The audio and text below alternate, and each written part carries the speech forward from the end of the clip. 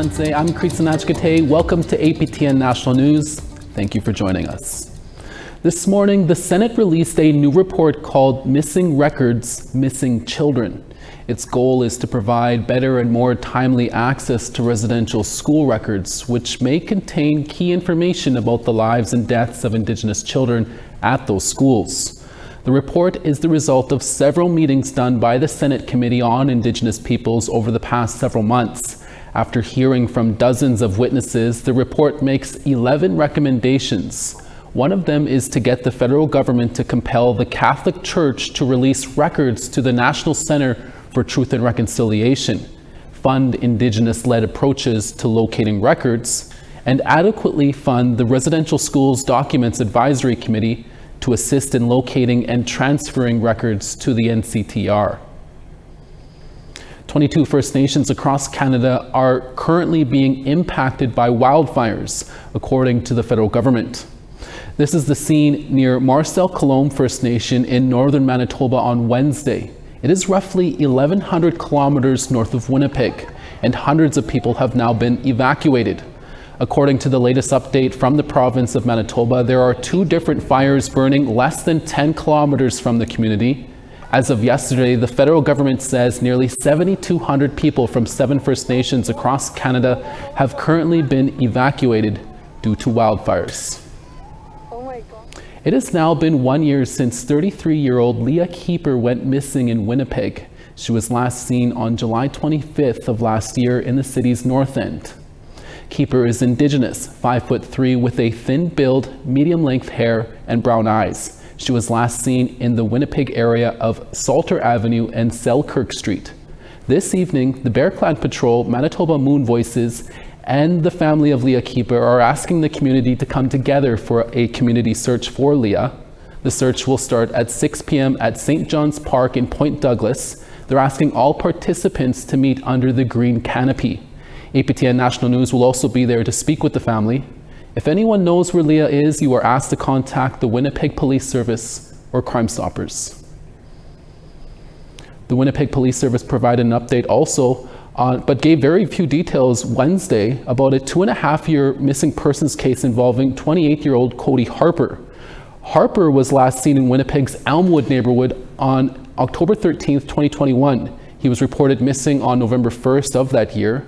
At a press conference on Wednesday, police announced the Missing Persons and Forensic Services Unit were executing a search warrant at the 200 block of Selkirk Avenue linked to evidence of Harper's disappearance. An officer with a shovel could be seen entering the yard. RCMP is also assisting the Winnipeg Police by providing some of its equipment at the house. Constable Claude Chansey would not give any further information aside from there being no threat to public safety.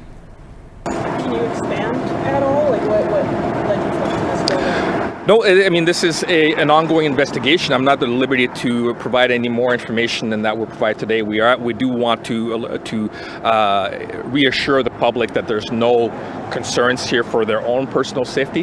This is an ongoing investigation. This is a search warrant that has been provided to the Missing Person Unit, and that is in the process of being executed as we speak. Can you say if it's a search for remains, for suspects? Or? No, it's a search. It's a search warrant for the property itself. A BC First Nation has reached a multi-million-dollar settlement with the federal government over a dispute about water rights that date back to the late 1800s. The Agecoutay First Nation in the Cariboo region of BC will receive $147.6 million from the federal government for lost water rights for 131 years. During the 1890s, members of that First Nation began digging an irrigation ditch to their reserve using only picks and shovels. The government forced them to stop just a kilometer from their goal to access water. Then in 1925, water rights from the nearby Vert Lake were taken from the First Nation and granted to settlers in the area instead. Again, the First Nation was left without water. More than 20 years ago, the nation filed a claim over the loss of the value of land and the crops that could have been grown there. In a statement, Agecoutay Cupik Fred Robbins said, While the settlement is welcome, the generational impacts of the people who lived in poverty because of the water loss is substantial. He added, "The settlement will allow us to plan for a better future for our community, our children, our elders, and generations to come. It will give us a chance to heal and is a step toward reconciliation." Yesterday was a big day for First Nations leadership in Manitoba. Up for grabs was the Grand Chief position with the Assembly of Manitoba Chiefs, as well as the Regional Chief for the Assembly of First Nations. T.R. Wheatley brings us an update. In a packed tent, Kathy Merrick was greeted with handshakes moments after she was re-elected as the Grand Chief of the Assembly of Manitoba Chiefs. Merrick won on the first ballot with 35 votes, beating out her two male contenders from southern Manitoba. In total, 54 chiefs and proxies of the total 63 eligible First Nations voted. The midweek election happened during the political organization's annual general event that is taking place on the Wewissikapo Urban Reserve just outside Brandon. Chiefs spent much of the day sharing their top concerns, including getting first priority of lands and resources. This has been a hot potato, as many say there are a lot of outstanding treaty land entitlement issues, and the province of Manitoba just promised to return 100 acres of land to the Manitoba Métis Federation without any consultation from First Nations. The lack of nurses and doctors for First Nations communities is also another urgent matter. The chiefs also want the drug crisis across the province tackled, as well as dealing with institutional racism within the health and justice systems. So what are the candidates willing to do to combat this racism? Imagine what our people go through in those institutions. Also up for grabs, who will When the represent leadership Manitoba is- at the AFN in Ottawa. Willie Moore of Nisitchewayasik was announced the regional chief on the third ballot. He won against three other candidates from the north and one from the south. Other big news this week, the Sioux Valley Dakota Nation has rejoined AMC after 15 years away from the political organization. A step toward unity, said its chief, as all First Nations in the province are under the AMC umbrella now. The annual General Assembly is expected to wrap up Thursday evening. T.R. Wheatley, APTN National News, Winnipeg. The 54th Dene National Assembly begins today on Chief Dry Geese territory in the Yellowknives Dene community of Dene. The assembly was moved from the Chateau community of Fort Good Hope due to the wildfires there and an early evacuation earlier this summer. Hundreds of leaders, elders, youth, and delegates gathered for the Dene Assembly's kickoff today. A new national chief will be elected on Thursday, with a record 6 candidates on the ballot. The nominees include incumbent Gerald Antoine of the Decho, predecessor Chief Norman Yakula of the Chateau, former Clecho Grand Chief George McKenzie, Catlo Deche First Nation Chief April Martel, former Chateau MLA Polly China, and former Smith's Landing First Nation Chief Jerry Cheesy. Also on the agenda will be constitutional reform, water contamination, climate change, forestry management, education, health, and the RCMP.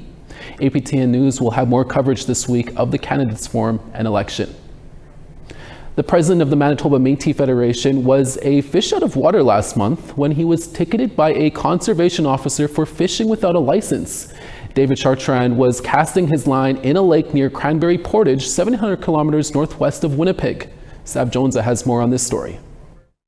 According to media reports, Manitoba Métis Federation President David Chartrand was ticketed for fishing outside of a recognized Métis harvesting zone without a license. Chartrand says he wasn't breaking the law, he was exercising his right to fish. He says he believes the ticket was more of a warning and that the conservation officer was in the wrong. According to our research, the MMF's own map of recognized harvesting areas from 2018 shows the town of Cranberry Portage and some nearby lakes are on the border of where the MMF hopes to expand their harvesting rights. According to media reports, Deputy Natural Resources Minister Dana Rudy says there's currently no enforcement against Métis harvesters in the proposed expansion areas. The Manitoba Métis Federation did not respond to a request for an interview before airtime. The Manitoba government would not provide comment or any information. Sav Jonesa, APTN National News, Winnipeg. Thank you, Sav. We're always looking for your feedback or story ideas. Here's how you can continue the conversation. If you have a story you want to share, send us an email to news@aptn.ca. To read and watch our stories, go to aptnnews.ca. You can also find us online on your favorite social media sites, including TikTok, YouTube, LinkedIn, and X. Follow APTN News to join the conversation and see our latest stories. NHL superstar Brandon Montour went back to his home in Six Nations with the Stanley Cup. We'll bring you the highlights after the break.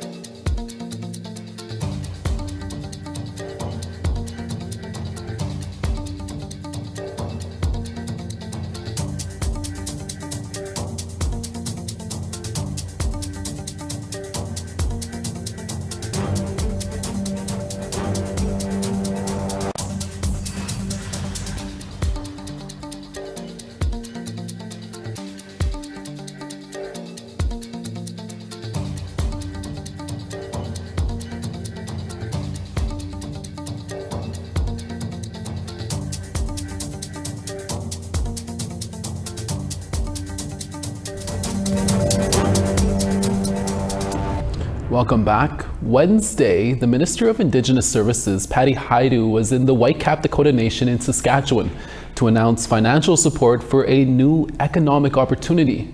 Video journalist Rachel May was at the Dakota Dunes Resort for the announcement. And so today, I'm so excited to be here to announce that Indigenous Services Canada will provide an additional $15 million to support this development of the Dakota Springs Spa to the Dakota Dunes Resort. Indigenous Services Minister Patty Hajdu joined Whitecap Dakota Nation Chief Darcy Bear to announce an expansion to Dakota Dunes.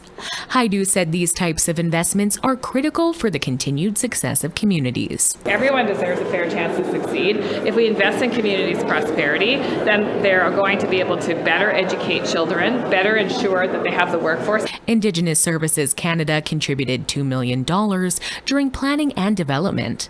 The feds will provide an additional $15 million, making their total contribution $17 million towards the $52 million project. Hajdu noted the success of Dakota Dunes and said this project will benefit everyone, including residents outside of the Whitecap Dakota Nation. So they're contributing to the overall economy of the region.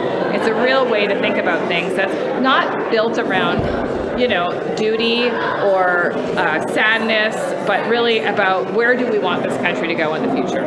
The new thermal spa will be the first of its kind in Saskatchewan and the first in Canada to incorporate Indigenous artwork, Dakota history, and spiritual beliefs. Whitecap Dakota Nation Chief Darcy Bear said although the spa is a great addition to the resort, projects like this set First Nations up for success. It is unique and it is First Nation driven, and there's nothing wrong with us as First Nations people taking our rightful place, being a part of the economy, and building profitable businesses. The thermal spa is expected to open in 2026. Rachel May, APTN National News, Whitecap, Dakota Nation. A community center years in the making. Stony Rapids 16, Buffalo Narrows 22. Fort Chipewyan 18, Peace River 13. Lethbridge 25, Edmonton 12 and sunny. Bella Coola 14, Penticton 19. Dees Lake 8, Prince Rupert 12. Old Crow 13, Dawson 13. Yellowknife 15, Norman Wells 16. Colville Lake 18, Inuvik 21. Baker Lake 14, Chesterfield 13. And Resolute 0, Aglulik 5. Indigenous women are competing for the title of Miss Indigenous Canada later this week. It's the first year for the pageant. As CTV's Nariman Izza explains, it's more than a beauty competition. It's about the leadership and connecting to the culture.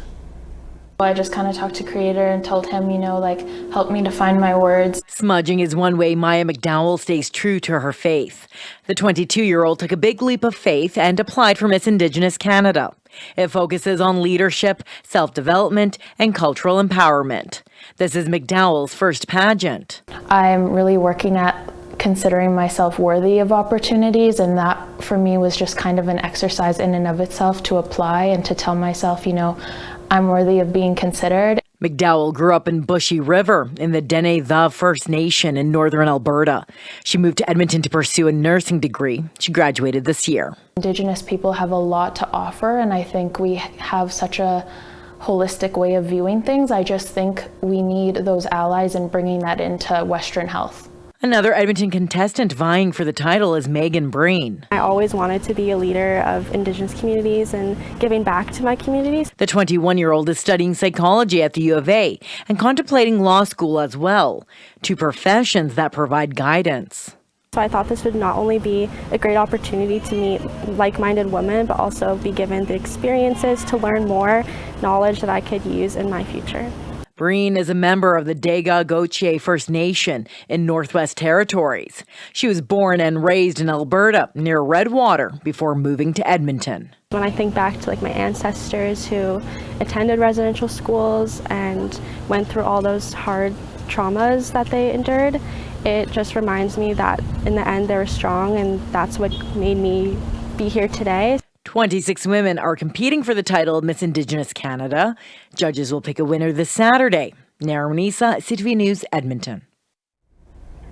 This next story is about a well-known face here on APTN who has not only produced a number of shows for the network, but has now taken her creative talents to the other side of the world. APTN's Tina House has that story.